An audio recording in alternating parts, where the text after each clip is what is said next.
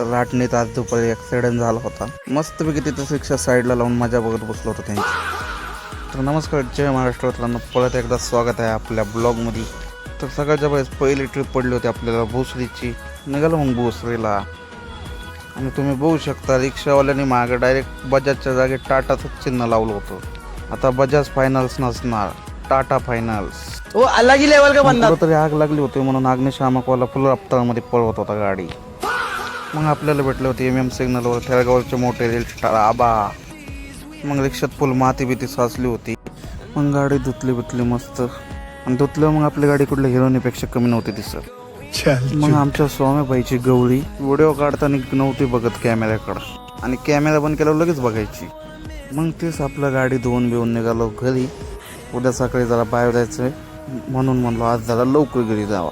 Bye bye, आजसाठी एवढंच, भेटूया उद्या.